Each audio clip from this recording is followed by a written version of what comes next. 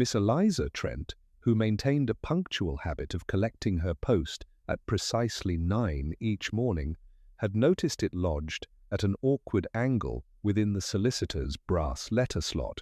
It protruded slightly, as though inserted with insufficient conviction, and bore upon its face a name she knew well enough to pause over Mr. Adrian Calthorpe, solicitor. She did not touch it at once.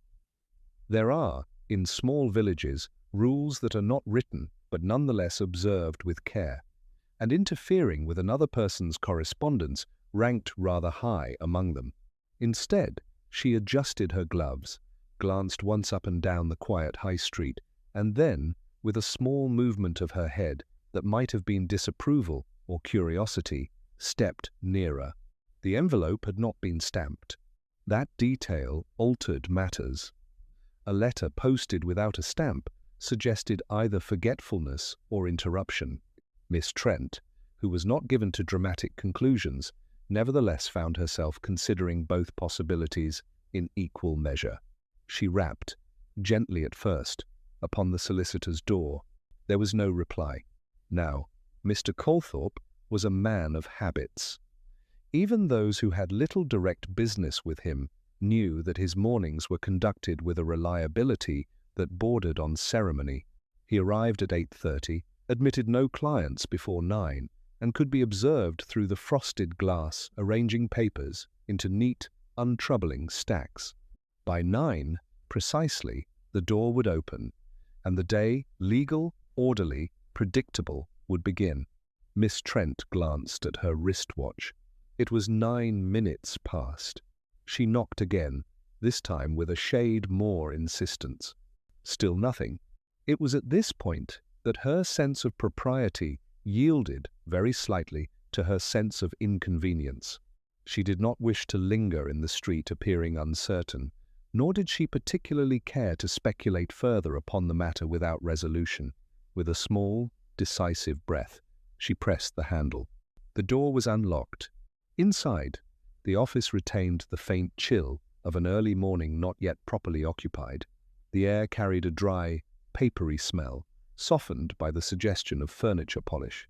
Everything appeared, at first glance, to be as it should be.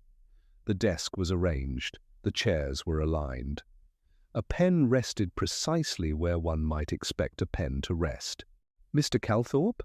she called, not loudly, but with sufficient clarity. There was no answer, though somewhere deeper within the building there came the faintest suggestion of movement, a sound that might have been nothing more than the settling of old wood. Miss Trent stepped further in, the heels of her shoes making small, contained sounds upon the floorboards. She placed her gloved hand lightly upon the desk, as though to steady herself against the quiet. It was then she noticed the second irregularity. A chair, ordinarily positioned opposite the desk, had been moved, not drastically, but enough to disrupt the symmetry of the room.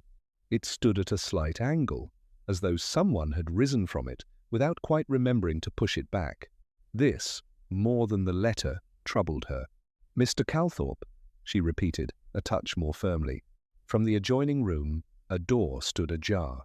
Miss Trent regarded it for a moment that was perhaps longer than necessary, weighing the propriety of proceeding against the increasingly undeniable fact that something was not, in the strictest sense, correct.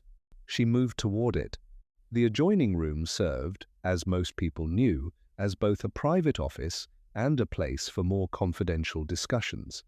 It was less austere than the front room, though no less orderly.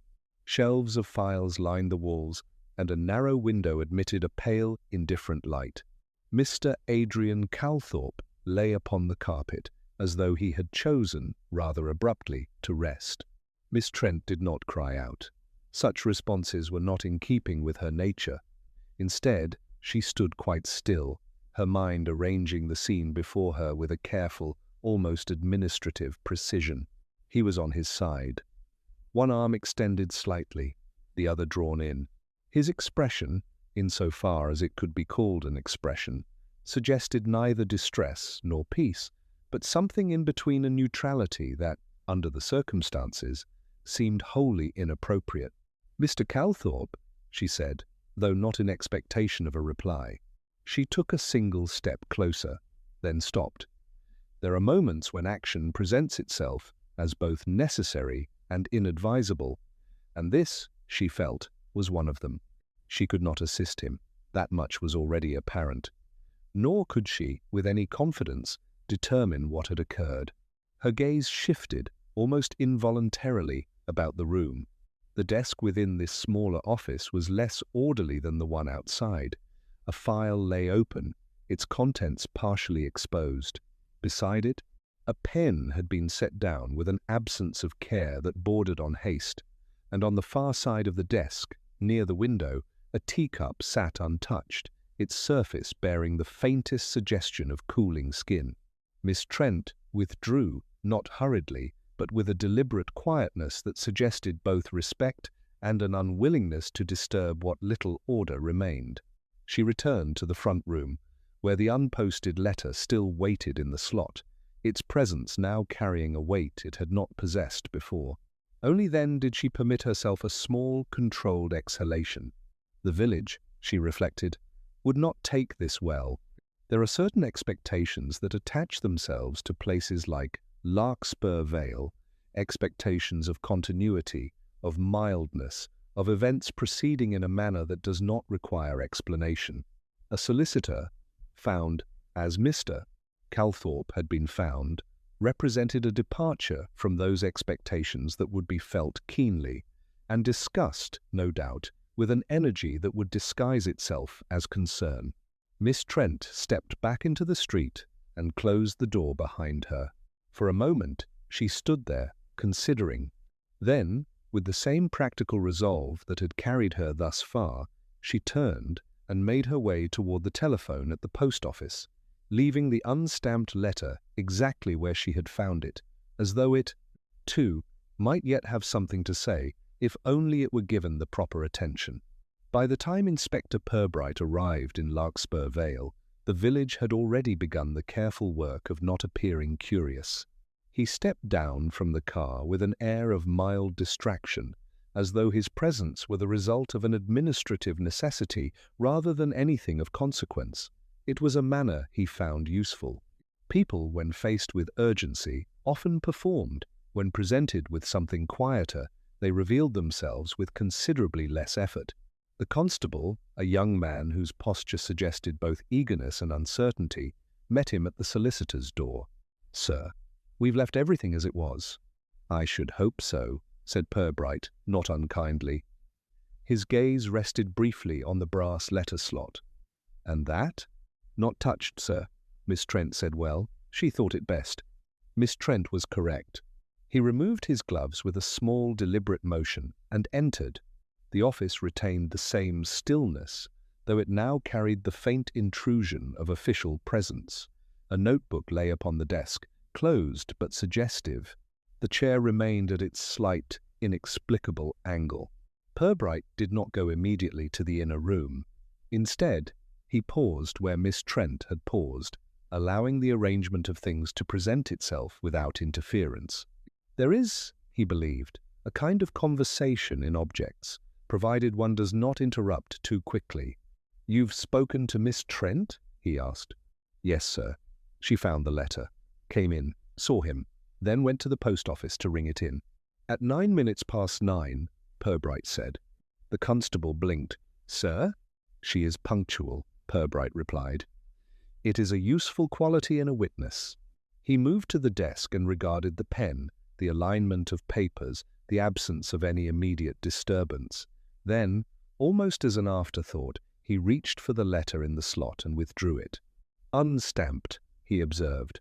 "Yes, sir, and addressed, but not posted." Curious, though not necessarily important. He turned the envelope once in his hand, then set it aside, not opening it. Only then did he pass into the adjoining room. Mr. Adrian Calthorpe lay as he had been described. Purbright did not kneel at once. He stood, hands loosely at his sides, considering not the body itself, but its relation to the room, the desk, the cup, the open file. "A doctor?" he asked. "On his way, sir." Shouldn't be long. Purbright inclined his head, as though the matter required no further attention. He had an appointment, the constable added, after a moment. 9 o'clock. Did he? Yes, sir. Mrs. Dalrymple. She's waiting outside. Purbright glanced once toward the door, then back at the room. And she arrived? Just before 9. Says she saw no one leave. The door was shut. And yet, Purbright said mildly, he did not keep the appointment. The constable shifted slightly. No, sir. Purbright stepped closer now, lowering himself with a quiet precision that suggested neither haste nor reluctance. He observed the position of the hands, the angle of the head, the small, unremarkable details that, taken together, form the difference between assumption and understanding. There was no sign of struggle, no indication, at least immediately, that anything had occurred beyond what the village would prefer to consider natural. Yet the open file remained. He rose again. Let us speak to Mrs. Dalrymple. She stood just outside, her composure intact but arranged with visible effort. A woman of firm habits and stronger opinions, she greeted the inspector with a nod that carried both acknowledgement and expectation. Inspector, Mrs. Dalrymple. I had an appointment, she said, as though this fact required immediate recognition. So I understand. At 9, I am never late. I would not suppose it. She regarded him for a moment, measuring the response. I arrived in 2 minutes, she continued. The door was closed. I assumed he was preparing. I waited. In the street? Yes. I did not wish to intrude. Of course. There was no movement, no sound. And then Miss Trent came along and began knocking in a most unnecessary fashion. Purbright inclined his head slightly. And before that, no one left the office? No one. You are quite certain? Mrs. Dalrymple's expression suggested that certainty, in her case, was less a matter of observation than of principle. I do not overlook such things, Inspector. No, he said. I imagine you do not. He allowed a brief pause. And prior to this morning, have you noticed anything unusual in Mr. Calthorpe's manner? She hesitated not long, but long enough to be noticed. He was preoccupied, she said at last. In what way? He did not elaborate. One does not expect one's solicitor to elaborate. Quite. But he seemed distracted. Yesterday, when I confirmed the appointment, he referred to it twice, as though ensuring it would not be forgotten. And yet, Purbright said gently, it was. Mrs. Dalrymple did not respond to that. Purbright thanked her with quiet formality and turned back toward the office. The matter of the missing appointment, he reflected, was not in itself remarkable. People failed to attend engagements for any number of reasons, most of them entirely uninteresting. But in this case, the absence had a shape to it. It sat within the morning not as an omission, but as a presence, something that had displaced what ought to have occurred. He stepped once more into the front room, his gaze returning, almost unconsciously, to the letter he had set aside. Unstamped, unposted, interrupted. Outside, the village continued its careful performance of normality. Inside, the small, precise habits of a man's life had been left just slightly unfinished, as though the day itself had paused at a point it had not intended to reach. The arrival of the doctor introduced a subtle shift in the atmosphere, not because he brought answers, but because his presence permitted questions to be asked with greater confidence. Dr. Henshaw was a man whose manner suggested that certainty, where it could not be achieved, might at least be approximated. He examined Mr. Calthorpe with a professional quietness, pausing occasionally in a way that implied consideration rather than hesitation. Inspector Purbright did not interrupt. He remained near the doorway, observing not the examination itself, but the manner in which it was conducted, the small adjustments, the absence of surprise. "Well?" he asked, when the doctor finally straightened. Dr. Henshaw removed his spectacles, polished them with a degree of attention that bordered on ceremony, and replaced them before replying. "I see no immediate cause for alarm," he said. Purbright regarded him steadily. You will forgive me if I find that phrasing of limited utility. Yes, said the doctor mildly. It is, however, accurate. There is no sign of injury, no indication of struggle, nothing to suggest anything untoward. And the cause? Undetermined, for the moment. It may be quite natural. These things occur. In the middle of one's morning, Dr. Henshaw allowed himself a faint, almost apologetic smile. They have been known to. Purbright inclined his head. Of course. The doctor gathered his things with the same careful efficiency he had applied to his examination. I shall require a more thorough assessment, he added. But I would not, at this stage, encourage speculation. No, said Purbright. That would be premature. They stepped back into the front room together, where the quiet arrangement of objects continued to offer no assistance beyond its own composure. I understand there was an appointment, the doctor said. There was, Purbright replied. It was not kept. Unfortunate. Perhaps. Dr. Henshaw paused, his gaze resting briefly upon the desk, then upon the letter which lay beside it. Curious, he said, indicating the envelope. Yes, said Purbright. It is. Neither elaborated. Outside, the village had progressed from quiet observation to a more structured form of concern. Small groups had formed at a distance considered respectful, though not so distant as to prevent conversation. The post office, in particular, had become a centre of mild activity. It was there that Purbright found Miss Trent once more. Seated with a cup of tea, she did not appear to be drinking. Inspector, she said, inclining her head. Miss Trent. He accepted the cup offered to him with a murmur of thanks and took the seat opposite. The tea was strong and had been allowed to stand slightly longer than was ideal. You have been most helpful, he said. I merely did what was necessary. Just so. There was a brief pause, during which both appeared to consider the adequacy of the tea. You observed the letter before anything else, Purbright continued. Yes, and it struck you as unusual. It did not belong, she said. Not as it was. In what sense? It had not been finished, Miss Trent replied. A letter, once written, is either posted or set aside. It is not left. Purbright regarded her with mild interest. An interruption, then?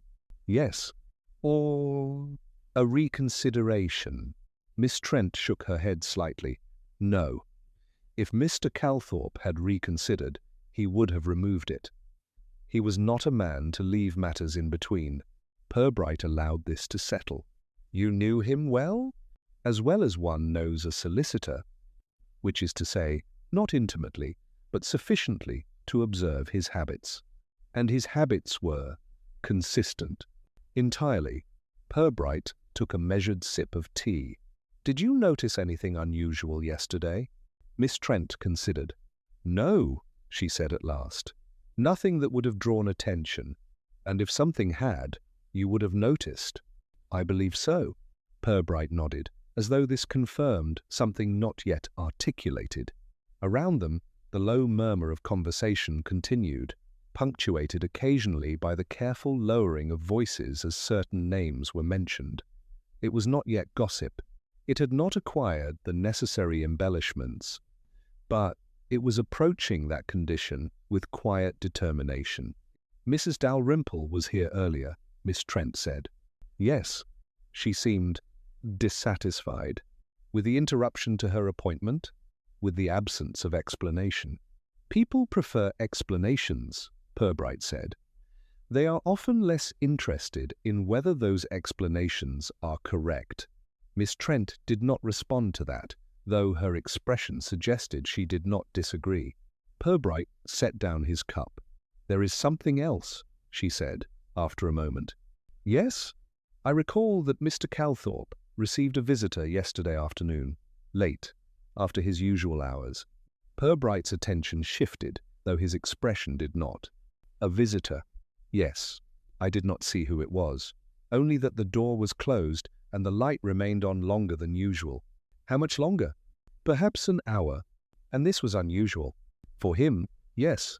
Purbright nodded slowly. Thank you, Miss Trent. She inclined her head again, as though the matter had been concluded. Purbright rose and stepped back into the street.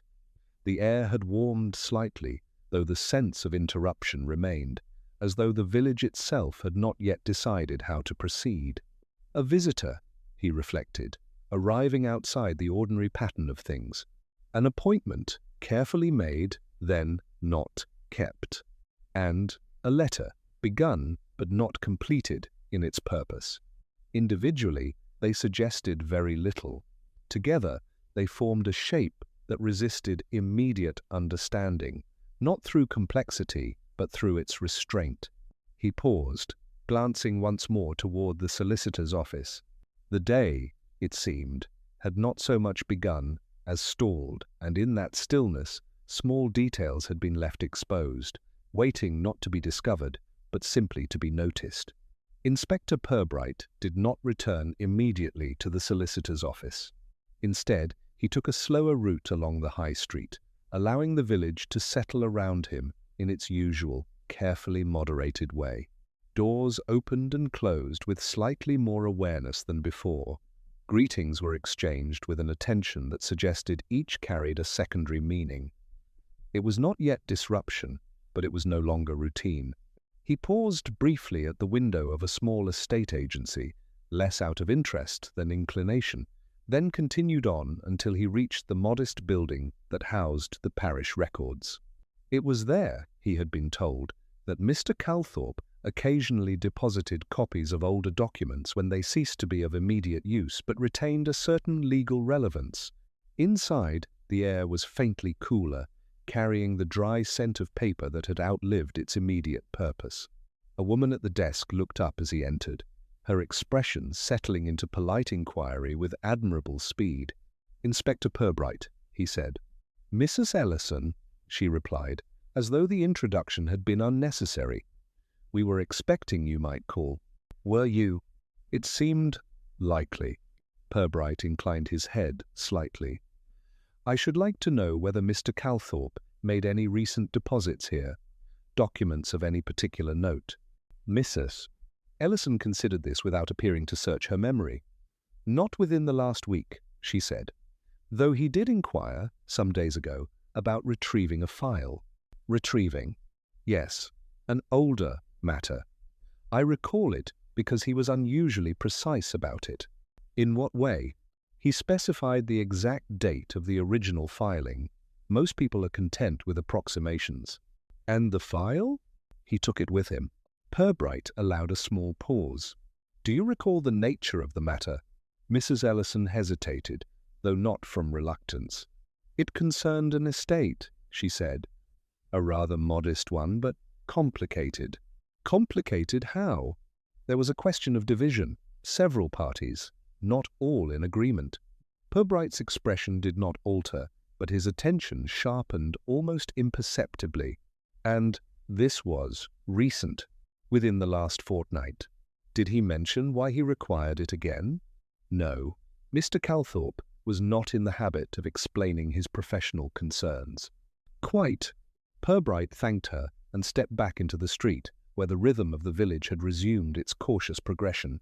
An estate, a division, several parties not entirely aligned. He returned now to the solicitor's office, where the constable remained stationed with a diligence that suggested he had found his role both clear and reassuring. "Sir, has anything been disturbed?" "No, sir." "Good." Purbright moved directly to the inner office this time, his attention settling upon the open file Miss Trent had noticed.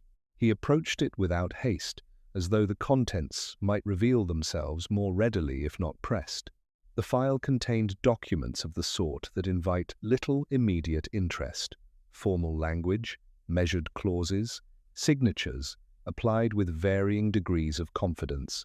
Yet within that structure lay the matter Mrs. Ellison had described: an estate, modest in size but divided among 3 beneficiaries.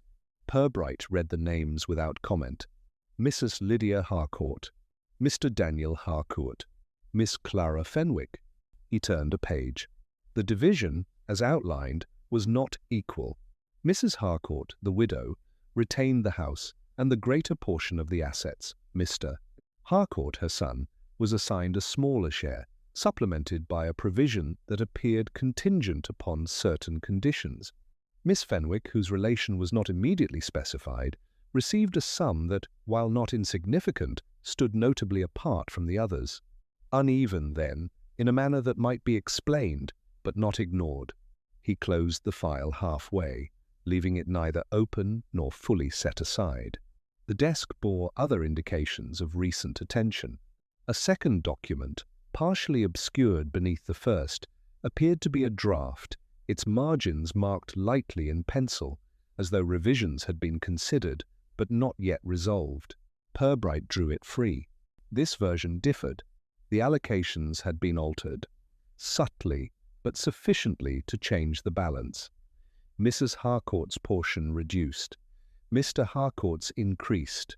Miss Fenwick's adjusted in a manner that suggested compromise, rather than generosity. Not final, then, not agreed.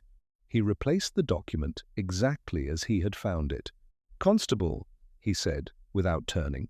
"Sir?" "Mrs. Harcourt. Does she reside in the village?" "Yes, sir, at the far end, the old red-brick house." "And Mr. Daniel Harcourt?" "With her, I believe." "And Miss Fenwick?" The constable hesitated. "She has rooms above the chemist's, sir." "Of course she does," Purbright said mildly. He stepped back into the front office, his gaze once more passing over the arrangement of things, the pen, the papers, the letter. The letter. He picked it up again, turning it with the same measured attention as before. Its presence, once merely curious, had acquired a more specific weight.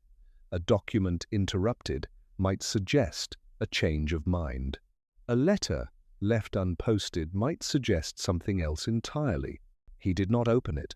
Instead, he set it down once more, precisely where it had rested. "Sir?" the constable said. Purbright regarded the room for a final moment. "An estate," he said, almost to himself. "Divided, but not settled." He turned toward the door. Outside, the village continued its quiet adjustments, each small interaction carrying just enough awareness to suggest that the ordinary had been altered, though not yet understood. "Come along," Purbright said. "There are," he reflected as he stepped into the street, "few things more capable of disturbing an otherwise orderly community than the question of inheritance, not because of what is given, but because of what is expected." And in the difference between those two, he suspected, something had occurred that had not yet found its proper explanation. The waiting room of the solicitor's office had acquired, by early afternoon, a peculiar significance it had never previously required. It was a place designed for patience, for quiet reading, for the polite suspension of urgency. Now it held something else, a residue of interrupted intention, of conversations that had expected to occur and had not. Inspector Purbright chose to sit there for a time, not because it offered comfort, but because it offered perspective. The chairs, arranged with habitual neatness, bore the faint impressions of recent occupancy. A magazine lay open upon a small table, its pages turned to an article that had failed, evidently, to sustain attention. The clock upon the wall marked the passage of time with an insistence that felt, under the circumstances, faintly excessive. "People wait differently," Purbright said, almost idly. The constable, standing near the door, shifted slightly. "Sir?" "In rooms such as this," Purbright continued, "one can tell a great deal about a person by how they occupy themselves while waiting. Some read, some fidget, some do nothing at all, which is rarely as simple as it appears." The constable considered this, without evident conclusion. "Mrs. Dalrymple," Purbright went on, waited outside. "That suggests something." "Yes, sir. And this morning she was not the only one with cause to be here." "No, sir." Purbright allowed his gaze to move slowly about the room, as though the arrangement itself might offer commentary. Who else had business with Mr. Calthorpe today? The constable consulted his notebook with an air of careful importance. "Mrs. Dalrymple, at 9. then Mr. Daniel Harcourt at 10:30, and Miss Fenwick at 11. In that order? Yes, sir. And both have been informed? Yes, sir. They're aware. Purbright nodded, as though this confirmed something already suspected. Let us speak with Mr. Harcourt first. Daniel Harcourt arrived with a composure that did not entirely succeed in concealing irritation. He was a man whose manner suggested that he preferred matters to proceed according to expectation, and whose patience, when tested, became something rather more pointed than it intended. "Inspector," he said, with a brief inclination of the head. "Mr. Harcourt, I understand there has been a situation." "There has." "And my appointment will not take place," Purbright said, with a mildness that carried no apology. Harcourt exhaled slowly, as though adjusting to an inconvenience he had not chosen. "I suppose it cannot be helped?" "No." There was a brief silence. "You had business with Mr. Calthorpe regarding the estate," Purbright said. "Yes." "And the proposed alterations?" Harcourt's expression shifted, not dramatically, but with sufficient clarity to register. "I take it you have seen the documents." "I have seen that there were discussions ongoing." "Yes," Harcourt said. "Discussions. That is one way of putting it." "And another?" "A disagreement," he replied, with a trace of emphasis. "My mother is of the opinion that the existing arrangement is entirely appropriate. I do not share that view. Nor, I imagine, does Miss Fenwick." Harcourt's mouth tightened slightly. "Miss Fenwick's position is her own." "Of course." He hesitated, then continued. "The original division was made some years ago, under circumstances that no longer apply. It seemed reasonable to revisit it, and Mr. Calthorpe agreed. He agreed to consider it, which is not quite the same thing." "No," Harcourt said, "it is not." Purbright regarded him for a moment. "When did you last see him?" "Yesterday afternoon." "At the office?" "Yes." "Alone?" Harcourt paused, though only briefly. "As far as I am aware." "And the discussion?" "Unproductive." "In what sense?" "He was cautious," Harcourt said. "More so than usual. He suggested that any alteration would require agreement from all parties. A reasonable position. Perhaps, but not a helpful one." Purbright inclined his head. "And you left?" "Yes." "At what time?" "Shortly before 6. Purbright allowed the detail to settle. "Thank you, Mr. Harcourt." Harcourt inclined his head again, though with less composure than before, and took his leave without further comment. Miss Clara Fenwick arrived some minutes later, her manner altogether different.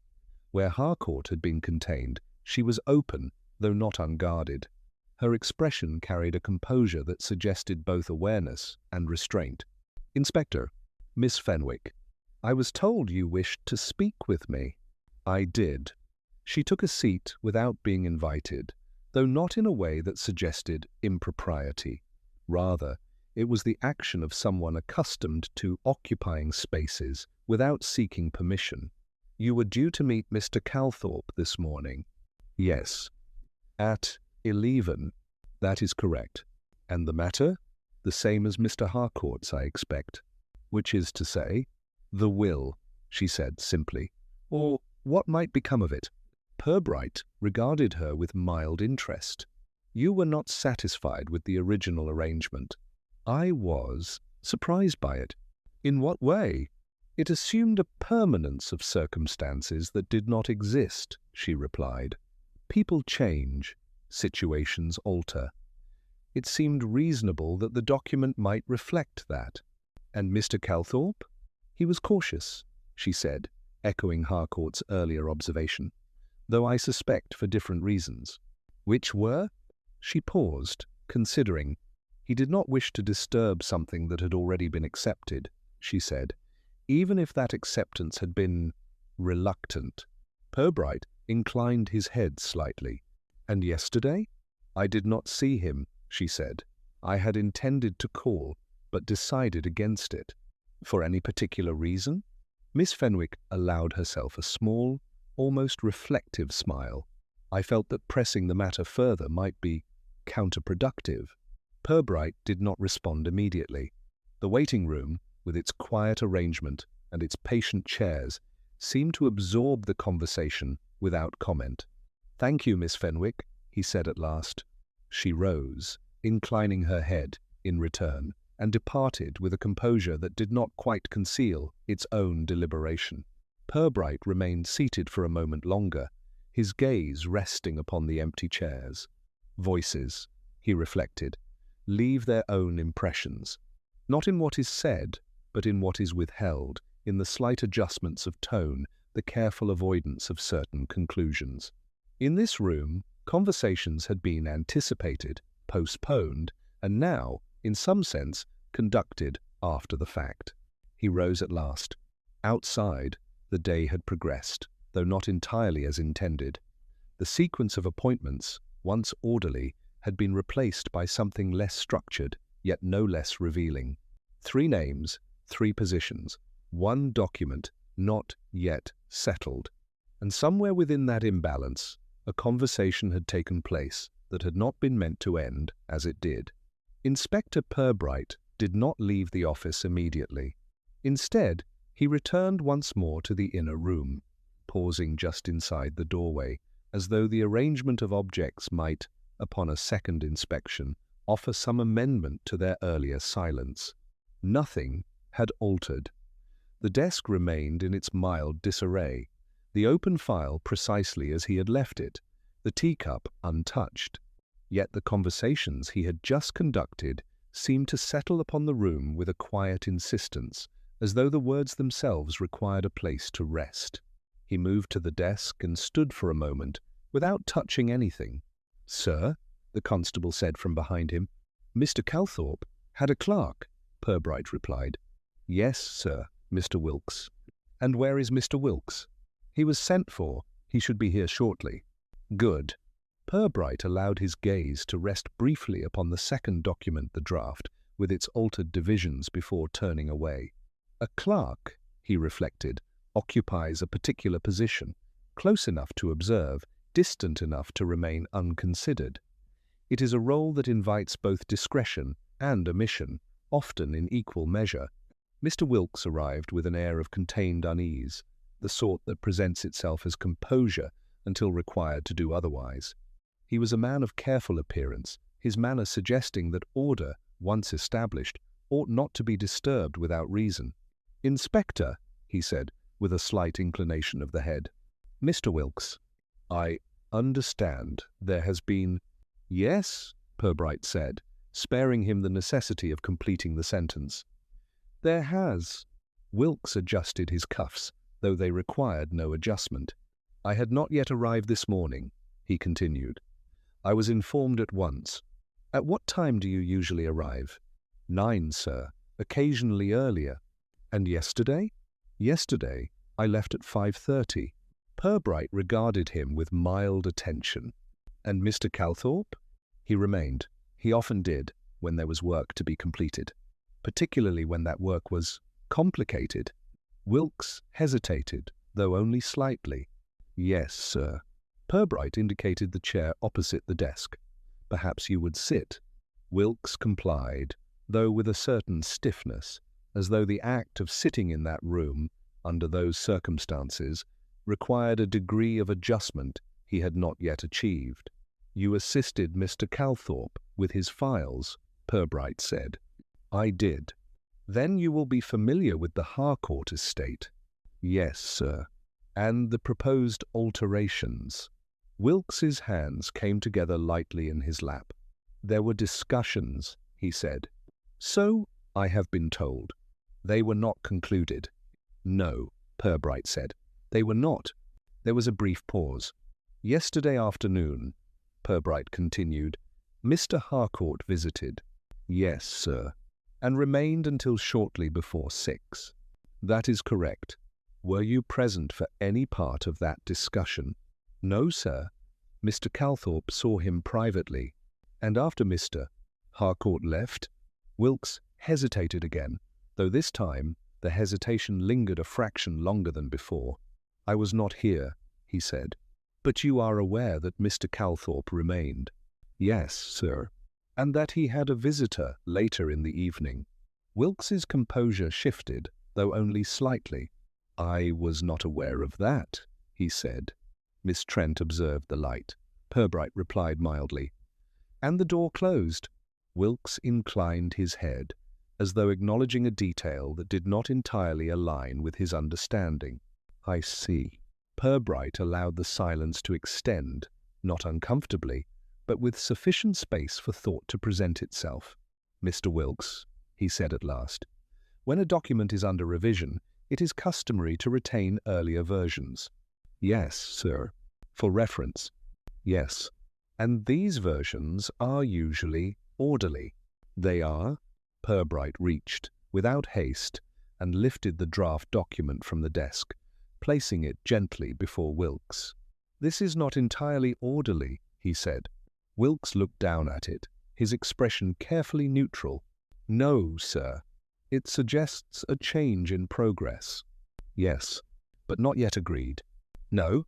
Purbright regarded him steadily. "Would it be fair to say that Mr. Calthorpe was under some pressure to resolve the matter?" Wilkes's hands tightened slightly, then relaxed. "There was urgency," he said. "From whom?" Wilkes did not answer at once. "Mr. Harcourt was keen," he said finally. "Miss Fenwick also." "And Mrs. Harcourt?" Wilkes allowed himself the smallest of pauses. She was less inclined toward alteration. "Indeed." Purbright inclined his head slightly. "And Mr. Calthorpe?" "He preferred matters to be settled properly," Wilkes said, "with agreement," which was not forthcoming. "No, sir." Purbright let the words settle. "And yesterday evening," he said, almost casually, "you did not return to the office?" "No, sir." "Nor did you have occasion to speak with Mr. Calthorpe after Mr. Harcourt's departure?" "No." Purbright studied him for a moment longer, then replaced the document upon the desk exactly as he had found it. "Thank you, Mr. Wilkes." Wilkes rose, his composure reassembling itself with visible care. "Inspector." He left the room with a quietness that suggested relief, though not entirely. The constable shifted his weight slightly. "Sir?" Purbright did not respond at once. He remained where he was, his gaze resting not upon any single object, but upon the arrangement as a whole. "A small hesitation," he said at last. "Sir?" "Mr. Wilkes," Purbright continued. "He is a careful man." His answers were precise. But there was a moment, brief, but distinct, when he chose his words, rather than simply speaking them. The constable considered this. "About the visitor, sir?" "Yes." "And the pressure?" "Quite." Purbright turned slightly, his attention returning once more to the desk, to the file, to the letter beyond. "There are, it seems, several matters that did not proceed as intended," he said. "A discussion unresolved, a document unfinished, a letter unposted." He paused, "and a clerk who knows just enough to be cautious." The room, in its quiet arrangement, offered no objection.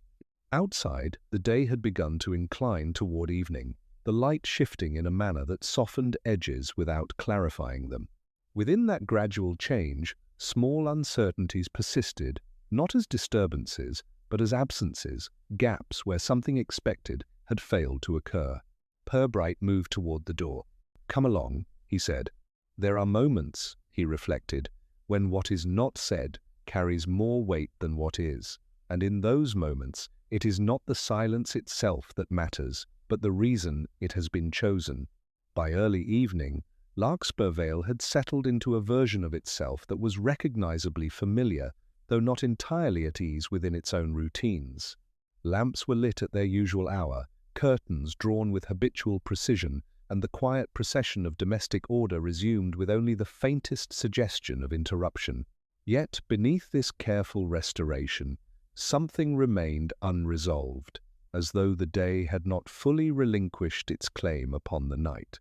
Inspector Purbright, having declined the suggestion of more formal accommodation, took a room at the modest inn on the edge of the village.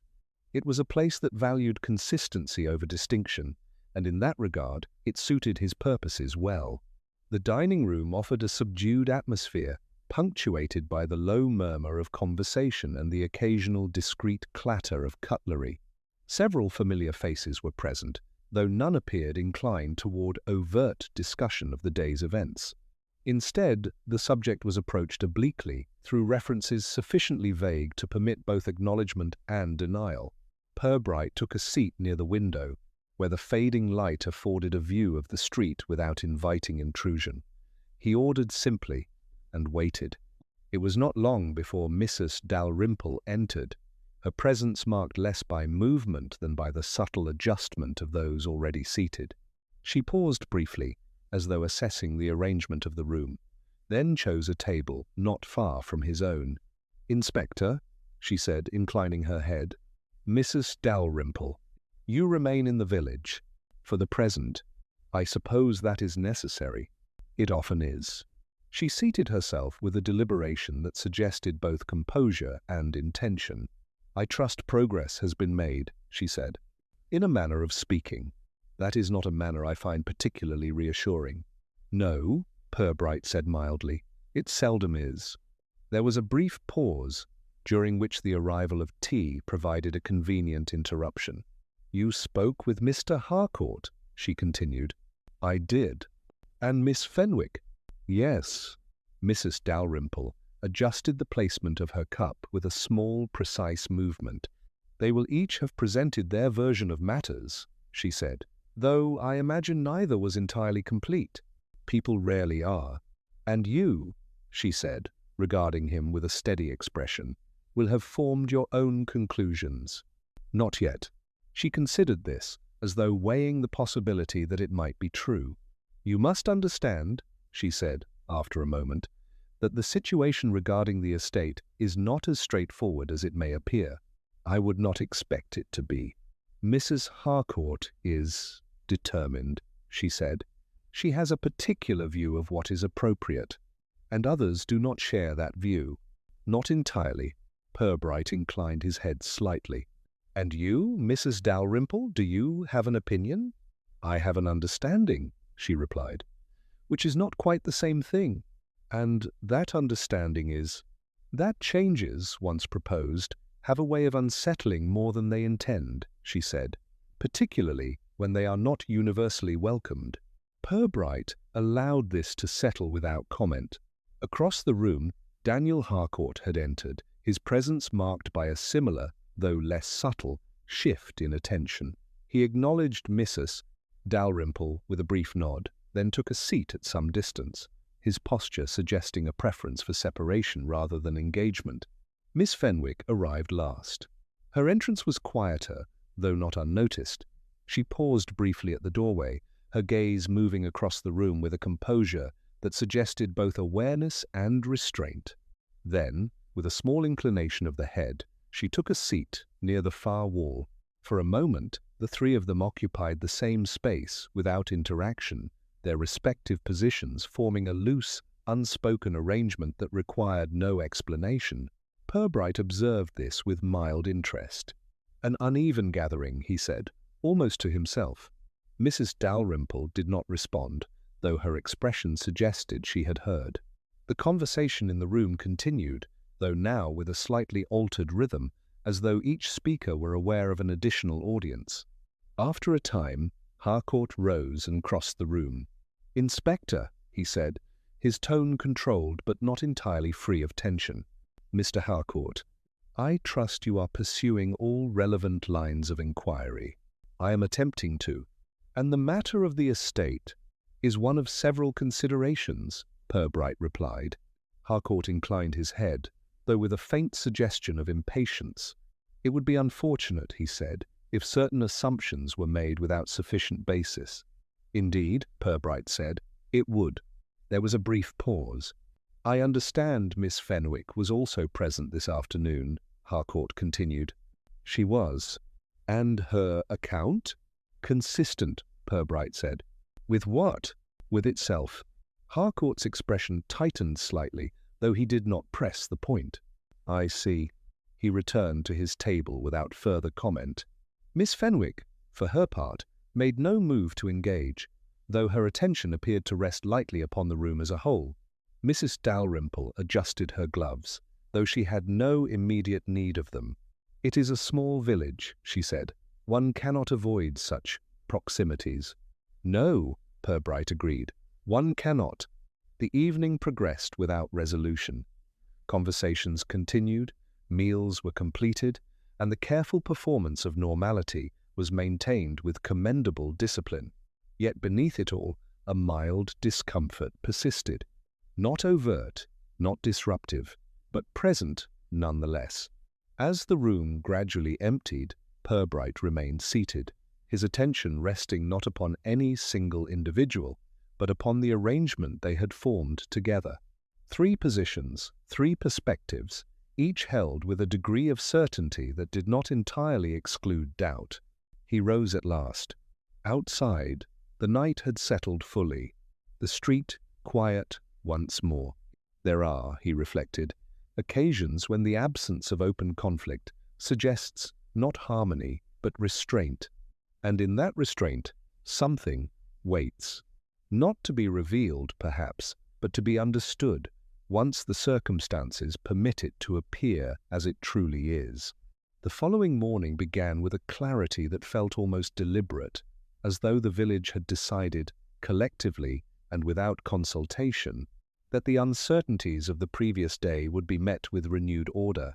Windows were opened, paths swept, and the ordinary sounds of routine resumed, with an emphasis that bordered on insistence. Inspector Purbright, however, did not share in this inclination toward resolution. He returned to the solicitor's office shortly after 8:30, arriving at a moment when the day had begun but had not yet fully arranged itself. The constable, who had maintained his watch with commendable steadiness, greeted him with a slight straightening of posture. "Morning, sir." "Good morning." "Nothing disturbed overnight." "I would not expect it to be." Purbright entered, pausing once more in the front room. The arrangement of objects remained unchanged, though familiarity had altered their effect. What had first appeared neutral now carried a degree of suggestion, as though each item had acquired a position within a structure not yet entirely visible. He moved to the desk, his attention settling briefly upon the letter, then shifting to the file beyond. "Assumptions," he said, almost idly, "have a way of presenting themselves as conclusions." The constable, standing near the door, considered this without immediate response. "Sir?" "Yesterday," Purbright continued, "we were presented with several interpretations of the same set of circumstances." "Yes, sir." "Mr. Harcourt believes the matter to be one of delay, an unnecessary caution on the part of the solicitor. Miss Fenwick considers it a question of balance, an adjustment not yet achieved. Mrs. Dalrymple, meanwhile, regards it as a disturbance, best avoided." The constable nodded slowly. "And each," Purbright said, "is entirely convinced of the reasonableness of their position." "That seems natural, sir." "Natural," Purbright agreed, "but not necessarily correct." He opened the file once more, turning the pages with the same measured care as before. "The assumption," he continued, "is that the disagreement regarding the estate provides a sufficient explanation for everything that has occurred." "And it doesn't, sir?" Purbright did not answer at once. "It explains interest," he said. "It explains urgency. It does not, on its own, explain interruption." He closed the file. "The letter," he said, indicating it lightly. "An action begun, but not completed. The document, a revision in progress, but not resolved. The appointment carefully arranged, then not kept." The constable shifted slightly. "You think they're connected?" "I think," Purbright said, "that they occupy the same moment." There was a brief pause. "Sir," the constable said, "if it isn't the estate, then what is it?" Purbright regarded him with mild interest.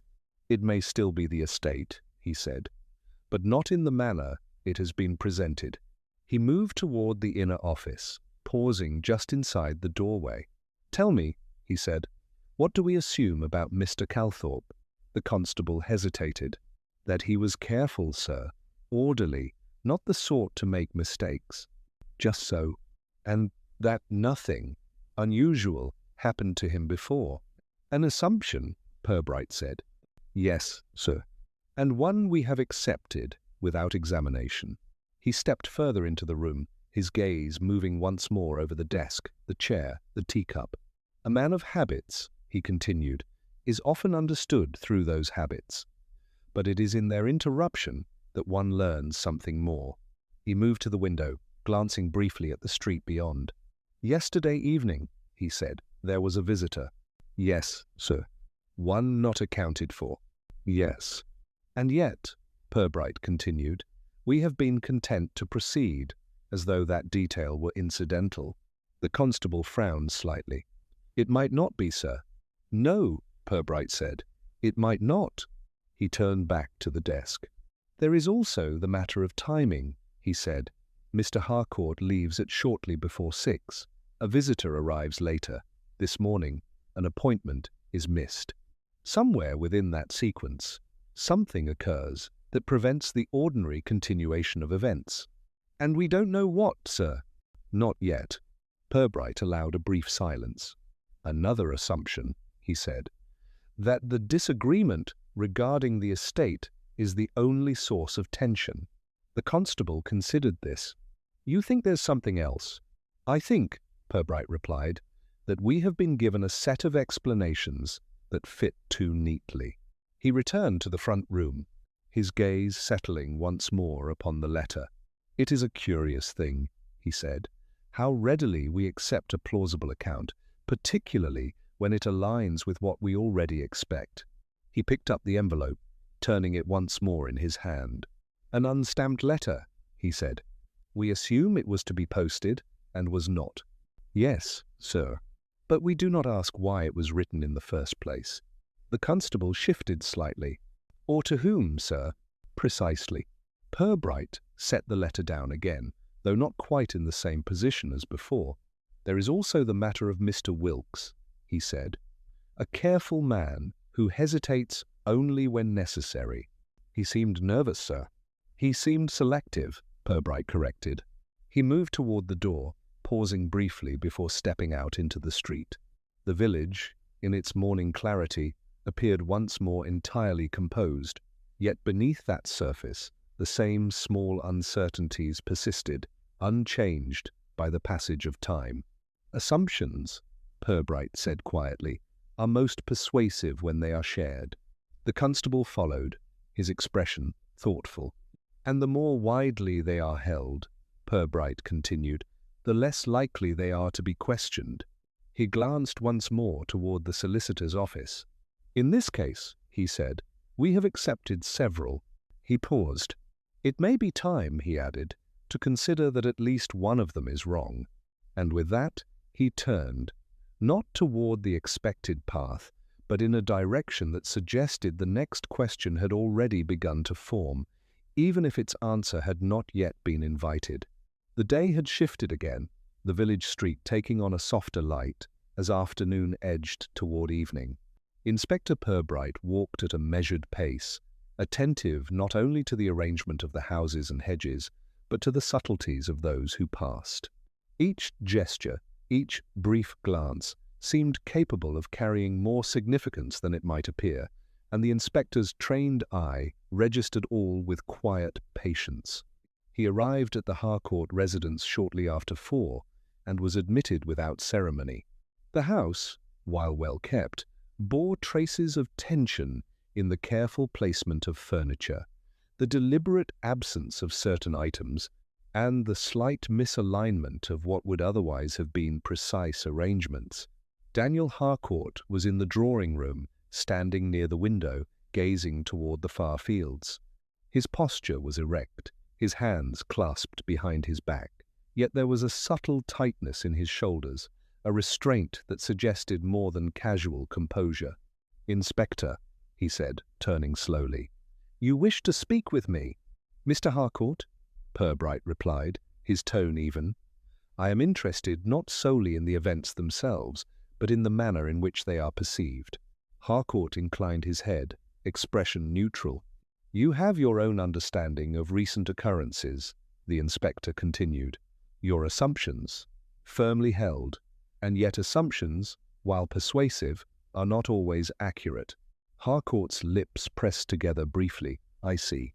Your father, Purbright said, was a man of considerable discretion. Yes, and that discretion, Purbright continued, shapes the manner in which his affairs are conducted, both past and present.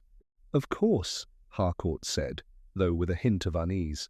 Purbright moved closer to the center of the room, resting one hand lightly upon the back of a chair. But discretion can also obscure matters. It is not, by itself, proof of intention or absence of complication. Harcourt's gaze shifted slightly, as though weighing the possibility that the inspector's meaning might extend beyond the obvious. There is, Purbright said, a question not merely of events, but of character, of the qualities that lead a man to act or refrain from acting when circumstances demand decision. Yes, Harcourt said, almost reluctantly. You have described your father as methodical, precise, careful. That is so. And yet, Purbright continued, precaution can be accompanied by omission, by the quiet avoidance of confrontation. The absence of immediate action does not always signify absence of influence.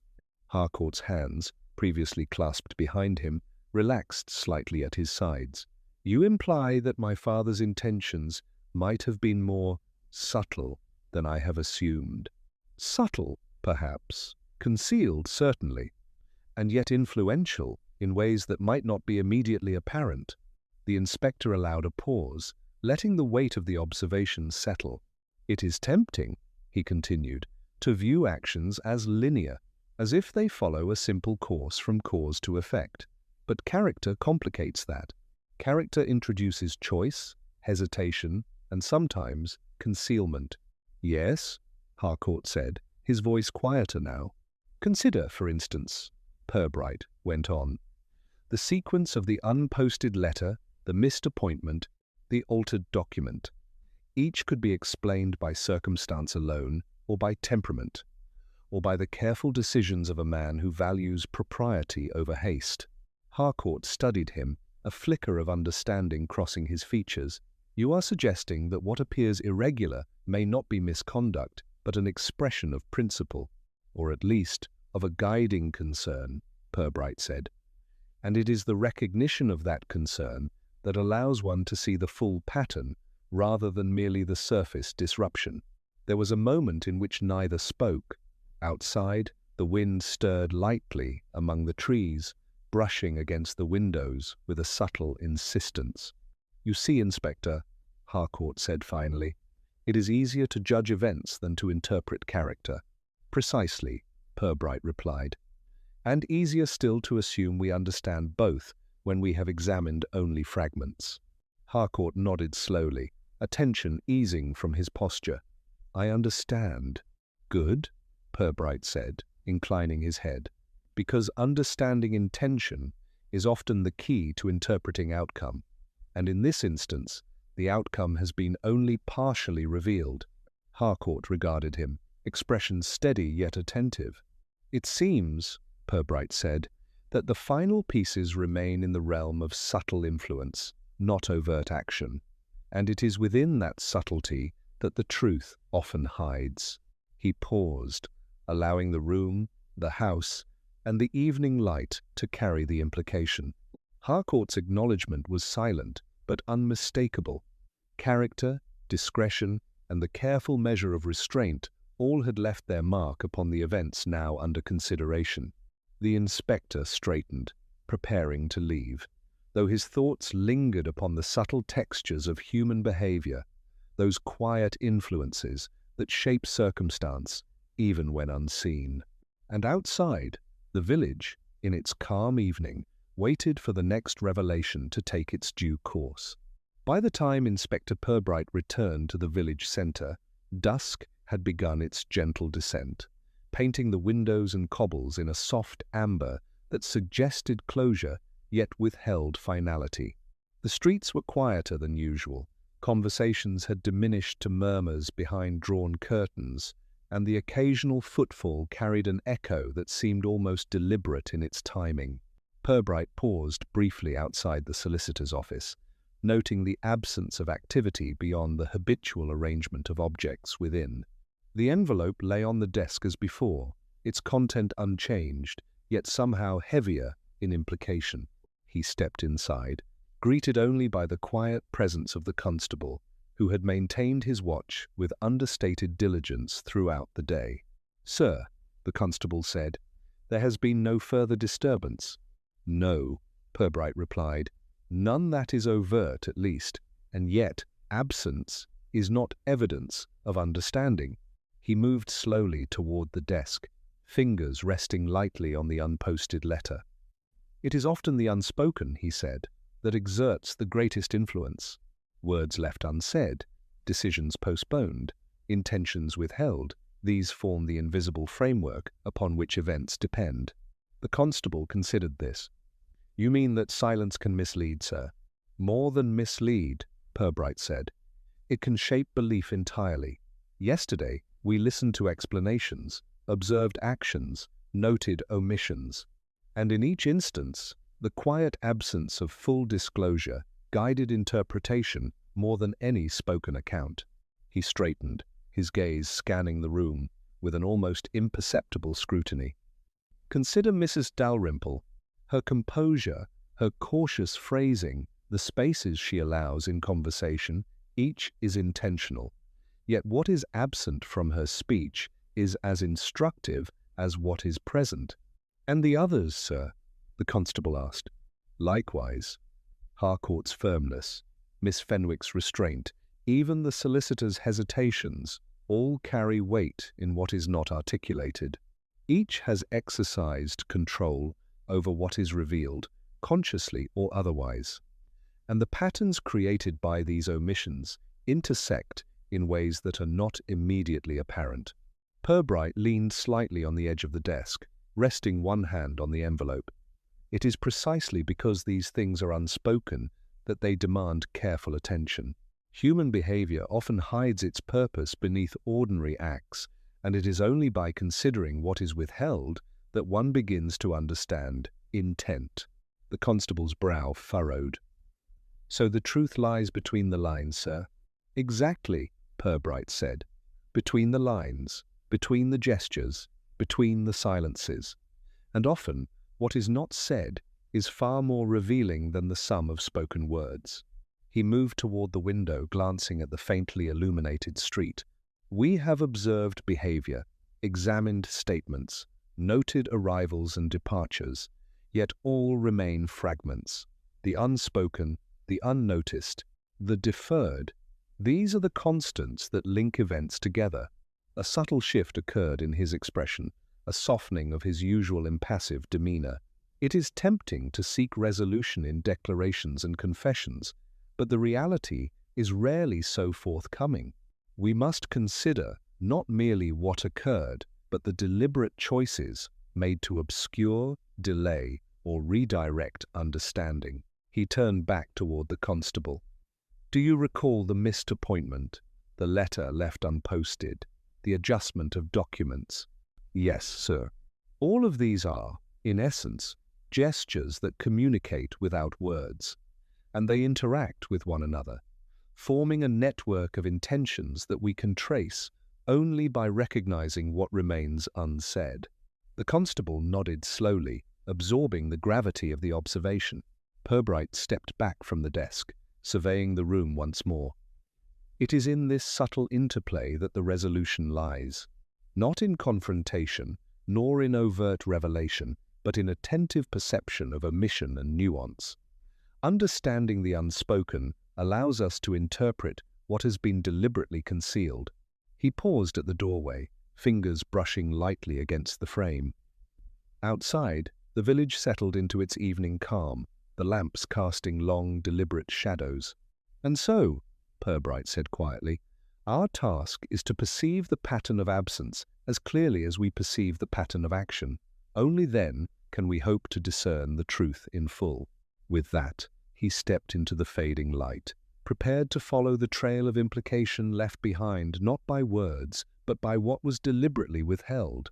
Night had settled over the village with a gentle insistence, shadows stretching across the cobbles and through the narrow lanes, soft lantern light painting fleeting patterns on the walls of houses. Inspector Purbright walked with measured steps, attuned to the faintest disturbances in what seemed an otherwise tranquil evening. Every detail, every quiet rhythm of domestic life had become a potential clue. Every habitual motion was a note in a broader, unseen composition. He returned, for the final time that day, to the solicitor's office. The envelope still lay on the desk, the same weight in its presence as it had held since discovery. Yet tonight, it seemed less a fragment than a fulcrum, a pivot upon which understanding might be balanced. The constable followed silently, noting the inspector's methodical movements, his eyes scanning with the patience of one accustomed to subtle revelations.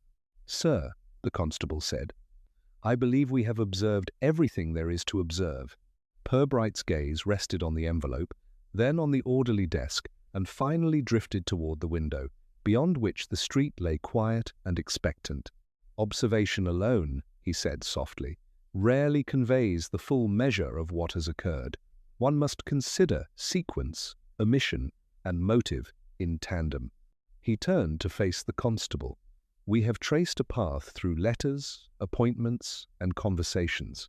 We have noted hesitation, restraint, and deliberate selection in what is communicated and what is withheld.